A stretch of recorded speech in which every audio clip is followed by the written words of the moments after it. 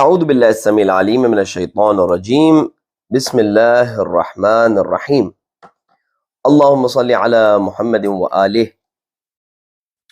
وصیرنا الى محبوبک من التوبہ وعزلنا عن مکروہک من الاسرار اللہم ومتى وقفنا بین نقصین فی دین او دنیا فأوقع النقص بأسرعہما فناء وجعل التوبة في أطولهما بقاء۔ عزیزان گرامی سامعین محترم، السلام علیکم ورحمۃ اللہ وبرکاتہ۔ شرح و ترجمہ دعائے صحیفہ سجادیہ کے سلسلے میں صحیفہ سجادیہ کی 9ویں دعا کے ساتھ آپ کی خدمت میں حاضر ہیں۔ یہ وہ دعا ہے جو ہمیں پروردگار متعال سے مغفرت طلب کرنے کا، رحمت طلب کرنے کی تربیت دیتی ہے، ہمیں بتاتی ہے کہ ہم کس طرح پروردگار متعال کے در پر حاضر ہوں اور اہل بیت علیہم السلام کے کلام کے ذریعے، اہل بیت علیہم السلام کے انداز میں پروردگار متعال سے گفتگو کریں تاکہ زیادہ سے زیادہ ہمارے لیے نتائج حاصل ہوں۔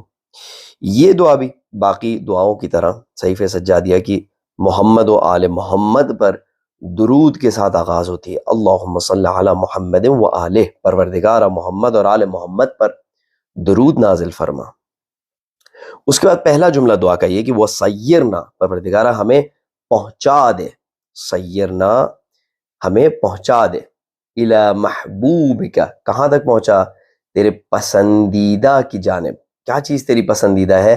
من التوبہ، ہمیں تیرے محبوب منزل پر یا تیرے محبوب مقام پر، جو کہ مقام و منزلت توبہ ہے، وہاں تک پہنچا دے۔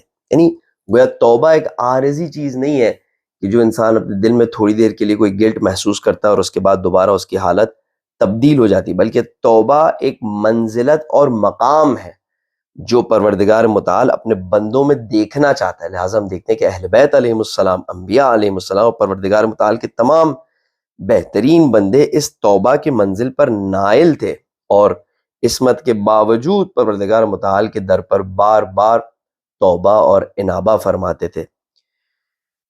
پھر اس کے بعد جملہ یہ ہے کہ وہ ازلنا، اور پروردگارہ یعنی سیرنا ہمیں پہنچا دے، اور پھر کیا؟ وہ ازلنا ہمیں جدا کر دے، ہمیں دور کر دے، عن مکروہ، کیا؟ تیرے ناپسندیدہ چیز سے، اور وہ کیا ہے؟ من الاسرار۔ دیکھیے یہاں پر گناہ نہیں فرمایا کہ ہمیں گناہ سے دور کر دے۔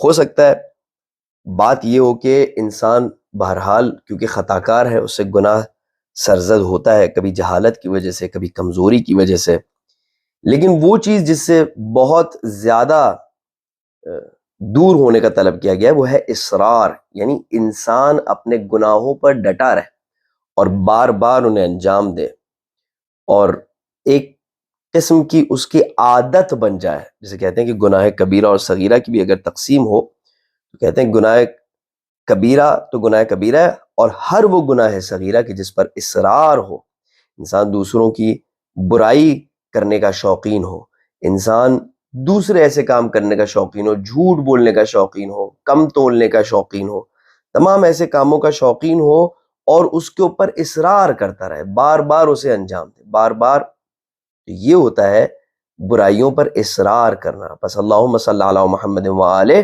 اور ہمیں پہنچا دے اپنے محبوب مقام و منزلت توبہ کی جانب، اور ہمیں دور کر دے تیری ناپسندیدہ چیز جو کہ گناہوں پر اصرار ہے اس سے۔ پھر فرماتے ہیں کہ اللہم، پروردگارہ، ومتى وقفنا بین نقصین فی دین او دنیانا، جب بھی ہم کھڑے ہو گئے ایک ایسی سچویشن میں، ہمارا موقف یہ تھا کہ دو نقصان ہمیں ہو سکتے ہیں، ٹھیک ہے؟ کبھی کبھار انسان کے سامنے دو راہیں ہوتی ہیں، اس کے پاس چوائس نہیں ہے سوائے اس کے کہ یا اس راستے پر یا اس راستے پر قدم رکھے۔ ایک سچویشن اس کے سامنے آتی ہے، ایک انویٹیشن آتی ہے اس کو کسی لہو و لعب کی مجلس سے، کسی ایسی محفل سے کہ جو پروردگار متعال کو بالکل پسند نہیں ہے، اس میں پروردگار متعال کی بندگی کے کام انجام نہیں دیے جاتے بلکہ شیطان کی پرستش اور بندگی کے کام انجام دیے جاتے ہیں۔ بس پروردگار جب ہم کھڑے ہو، دیکھ آپ صرف انداز دیکھیں پروردگار متعال سے گفتگو کرنے کا، آپ یہ دیکھیں کہ اس انداز سے گفتگو کرنے والے کے دل میں کتنا نور ہوگا اور کتنا فرق ہے ان کی تربیت میں اور وہ کام جو ہم انجام دیتے ہیں اس میں. آپ کو اس دعا کے جملے سے معلوم ہوگا. اللہم ومتا وقفنا بین نقصین فی دیننا الدنیا، پروردگارا جب ہم ایسی جگہ کھڑے ہو گئے، ہم ایسی جگہ پر پہنچ گئے جہاں پر ہمارے پاس صرف دو راستے ہوں کہ یا ہمارے دین میں نقص پیدا ہو، دین میں ہمارے کمی پیدا ہو، مثلا ہماری مثال میں اس مجلس کو اٹینڈ کر کے، اس محفل کو اٹینڈ کر کے، یا ہماری دنیا میں کوئی نقصان ہو. اب آپ ظاہر ہے کہ اس محفل میں نہیں جائیں گے تو اچھا خاصا سوشل سرکل بھی کم ہوگا، بہت ساری دوسری چیزیں بھی بظاہر ہاتھ سے نکل جائیں گی. بس نقصان ہے، ایک جہت میں جائیں تو دین میں نقصان ہے، ایک جہت میں جائیں تو دنیا میں نقصان ہے. بس کیا ہو؟ فَأَوْقِعِ النَّقْصَ، پروردگارا تو قرار دینا اس نقص کو، تو قرار دینا، تو اپنے قدرت سے، اپنی حکمت سے اس کمی کو، اس نقصان کو قرار دینا. یہ نہیں فرمایا کہ دنیا کی جانب، بلکہ بِأَسْرَعِهِمَا فَنَاءً، اس جہت میں کہ جو بہت جلدی فنا ہو جانے والی ہے، جو باقی نہیں رہنے والی، تاکہ اگر نقصان بھی ہوا تو ایسی چیز میں ہوا جس میں ویسے ہی نقصان تھا، ویسے ہی وہ چیز باقی نہیں رہنے والی. دیکھیں نا، آپ کے پاس اگر دو گاڑیاں ہوں، ایک گاڑی، کسی نے کہا آپ سے کہ بھائی میں نے ایک گاڑی پہ ڈینٹ مارنا ہے. اب آپ دیکھتے ہیں کہ ایک گاڑی ویسے ہی خراب ہو چکی ہے، ویسے ہی وہ دیر پا نہیں ہے، آپ کہتے ہیں اسی کے اوپر ڈینٹ مار دو. لیکن جو اچھی گاڑی ہے آپ کہتے ہیں کہ بھائی اس کو نہ چھیڑو. یہاں پہ ہم اللہ سبحانہ وتعالیٰ سے عرض کرتے ہیں کہ پروردگارا ہماری دنیا ویسے ہی ختم ہو جانے والی ہے، بس جب ہم ایسے دو راہ پر کھڑے ہوئے تو نقص کو، کمی کو تو ہماری دنیا میں قرار دے.